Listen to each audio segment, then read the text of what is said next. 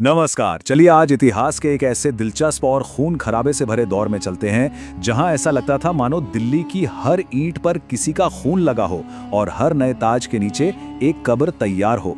हम बात कर रहे हैं दिल्ली सल्तनत के उदय की। ये वो समय था जिसने भारत के इतिहास को हमेशा के लिए पूरी तरह से पलट कर रख दिया। अब जरा इस नंबर पे गौर कीजिए, 5। ये कोई मामूली अंक नहीं है। ये उन 5 अलग अलग राजवंशों का प्रतीक है जिन्होंने इस सल्तनत की नींव पर राज किया। कुल 33 सुल्तान, और इन 33 सुल्तानों ने मिलकर इतिहास की जो धारा मोड़ी वो सच में हैरान करने वाली है। यहाँ दो बिल्कुल अलग अलग नजरियों के बीच का जो फर्क है ना, वो समझना बहुत जरूरी है। एक तरफ था महमूद गजनवी, उसका सीधा सा मकसद था आओ, लूटो और वापस चले जाओ। लेकिन दूसरी तरफ मोहम्मद गोरी की कहानी बिल्कुल अलग है। वो सिर्फ खजाना लूटने नहीं आया था, उसका नजरिया बहुत ही स्पष्ट था। उसे यहाँ राज करना था और एक स्थायी साम्राज्य खड़ा करना था। लूट से लेकर शासन तक का ये जो बदलाव था, ये कोई रातों रात लिया गया फैसला नहीं था। मोहम्मद गोरी का भारत में आना कोई अचानक किया गया हमला नहीं था, बल्कि एक बहुत ही सोची समझी रणनीति थी। महत्वाकांक्षा अब सिर्फ सोना चांदी बटोरने की नहीं, बल्कि जमीन पर कब्जा करने की हो चुकी थी।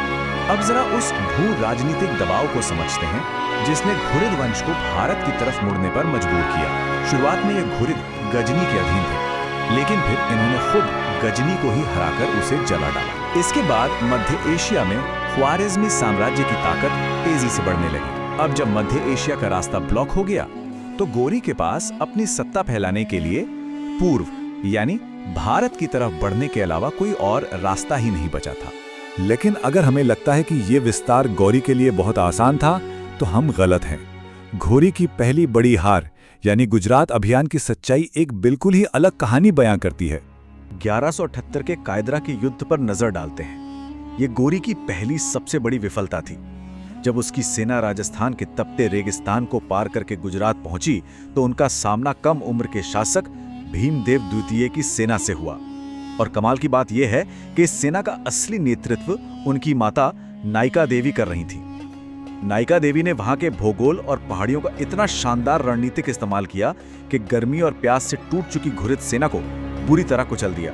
गोरी को किसी तरह अपनी जान बचाकर वहां से भागना पड़ा। तो इस पूरी घटना का सबसे अहम पॉइंट क्या है? वो ये कि इस करारी हार ने गोरी को एक बहुत बड़ा सबक सिखा दिया। सिर्फ ताकत के दम पर भारत को जीतना नामुमकिन था। उसे समझ आ गया था कि इस विजय के लिए रणनीति को पूरी तरह से बदलना होगा, परिस्थितियों के अनुकूल ढलना होगा। अब जरा इस टाइमलाइन को देखिए कि कैसे उसने एक नई रणनीति बुनी। गोरी ने अपना पूरा रास्ता ही बदल दिया। 1175 में मुल्तान के इस्माइली शिया शासकों को हराकर एक मजबूत बेस बनाया। फिर 1178 में गुजरात वाली हार के बाद उसका ध्यान उत्तर पश्चिमी रास्ते पर शिफ्ट हो गया। 1179 में पेशावर और 1181 में लाहौर पर कब्जा करके उसने पंजाब को पूरी तरह अपने नियंत्रण में ले लिया। ये एक एक कदम बढ़ाकर पूरे इलाके को घेरने की बहुत ही सटीक चाल थी। इसके बाद 1189 के आसपास गोरी ने तबर हिंदा, जिसे आज हम भटिंडा कहते हैं, उस किले पर कब्जा कर लिया। और सच कहूं तो इस किले को जीतना कोई सामान्य सैन्य गतिविधि नहीं थी। ये वो चिंगारी थी जिसने सीधे अजमेर और दिल्ली के शासक पृथ्वीराज चौहान की सत्ता को चुनौती दी और एक बहुत बड़े ऐतिहासिक संघर्ष की नींव रख दी।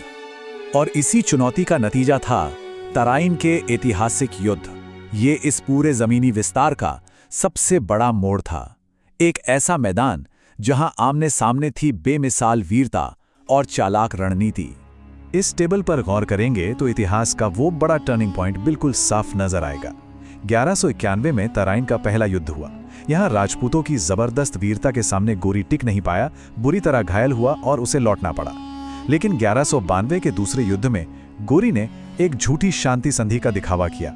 और फिर जब राजपूत सेना सुबह के समय निश्चिंत थी, तब गोरी की तेज घुड़सवार सेना ने अचानक हमला कर दिया।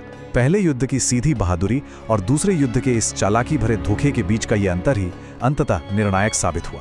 पर यहाँ एक और बात समझना बेहद जरूरी है। राजपूतों की जो रक्षा पंक्ति थी, वो अंदरूनी दरारों की वजह से पहले ही काफी कमजोर हो चुकी थी।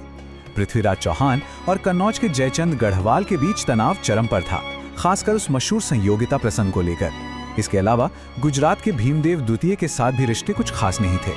इस आपसी दुश्मनी और गुटबाजी ने भारत को एक होकर लड़ने ही नहीं दिया। अब अगर इतिहास और लोक कथाओं के नजरिए से देखें तो हमें सच और किंवदंती के बीच का फर्क समझना होगा। ये देखना बहुत दिलचस्प है कि इन घटनाओं को कहानियों में कैसे याद किया जाता है और वास्तव में हमारे पास पुरातात्विक साक्ष्य क्या हैं। ये मशहूर पंक्ति देखिए, 4 बांस 24 गज, अंगुल अष्ट प्रमाण, ताव पर सुल्तान है, मत चूको चौहान। चंद्र बरदाई की पृथ्वीराज रासो की ये कविता हमारे दिमाग में एक बहुत ही नाटकीय तस्वीर बनाती है। एक ऐसा दृश्य जिसमें गजनी ले जाए गए और अंधे कर दिए गए पृथ्वीराज सिर्फ आवाज के सहारे तीर चलाकर अपना बदला लेते हैं। ये कहानी हमें एक बहुत ही शानदार अंत जरूर देती है, लेकिन ऐतिहासिक और सिक्कों से जुड़े जो पुख्ता प्रमाण है वो एक बिल्कुल अलग ही प्रशासनिक सच्चाई बयां करते हैं। साहित्य के जज्बात और प्रमाणित इतिहास के बीच हमेशा एक बहुत ही बारीक सी लकीर होती है। अब जरा गोरी के इन सिक्कों को करीब से देखिए। विजय का एक बिल्कुल नया और व्यवहारिक पहलू सामने आता है। इतिहासकारों को गोरी के कुछ ऐसे सिक्के मिले हैं जिन पर हिंदू प्रतीक बने हुए हैं, जैसे देवी लक्ष्मी और शिव के बैल की आकृतियां। एक तरफ देवनागरी लिपि में पृथ्वीराज लिखा है और दूसरी तरफ मोहम्मद बिन साम और संस्कृत भाषा में लेख मौजूद हैं। ये एक नई प्रजा पर अपना शासन स्थापित करने और उसे जायज ठहराने के लिए स्थानीय प्रतीकों का एक बेहद चतुर इस्तेमाल था। तो अब बात करते हैं साम्राज्य की नींव की। तराइन की विजय के बाद तुर्की सत्ता का तेजी से फैलाव हुआ, लेकिन यह सच है कि इस विस्तार के साथ साथ बड़े पैमाने पर तबाही का मंजर भी आया। बनारस और गंगा यमुना द्वाब पर नियंत्रण करने के बाद बख्तियार खिलजी ने बिहार और बंगाल की तरफ अपना रुख किया। ऐतिहासिक स्रोत इस बात के गवाह हैं कि इस तेज विस्तार ने भयानक विनाश को जन्म दिया। इसी दौरान नालंदा और विक्रमशिला जैसे दुनिया के प्राचीन बौद्ध विश्वविद्यालयों को मलबे में तब्दील कर दिया गया। ऐतिहासिक रिकॉर्ड्स बताते हैं कि नालंदा विश्वविद्यालय में लगाई गई आग कई महीनों तक सुलगती रही थी। तो अंत में गौरी का ये जो पूरा मास्टर प्लान था वो इन 3 अहम कदमों में जाकर पूरा हुआ। पहला कदम, एक व्यवस्थित सैन्य विजय। दूसरा कदम, क्षेत्र के धन और सत्ता को पूरी तरह मजबूत करना। और तीसरा कदम, भारत पर खुद राज करने के बजाय सत्ता अपने सबसे भरोसेमंद गुलाम कुतुबुद्दीन ऐबक को सौंपना और वापस गजनी लौट जाना। अब ये क्षेत्र सिर्फ लूटपाट का जरिया नहीं था, बल्कि एक स्थायी राज्य बन चुका था। इस पूरे विश्लेषण के अंत में एक बहुत ही बड़ा और प्रासंगिक सवाल हमारे सामने खड़ा हो जाता है। मोहम्मद गोरी तो गजनी लौट गया, लेकिन सिर्फ एक गुलाम कुतुबुद्दीन ऐबक इस इतने विशाल, अस्थिर और नए जीते गए साम्राज्य को एक साथ कैसे जोड़े रखेगा? आखिर कैसे एक प्रतिनिधि शासक इस पूरे इलाके को उस ताकतवर दिल्ली सल्तनत में बदल देगा जिसका नाम इतिहास के पन्नों में हमेशा के लिए दर्ज होने वाला था? सोचिए, और इसी सवाल के साथ हम आपको इतिहास के अगले पन्ने की तरफ सोचने के लिए छोड़ जाते हैं।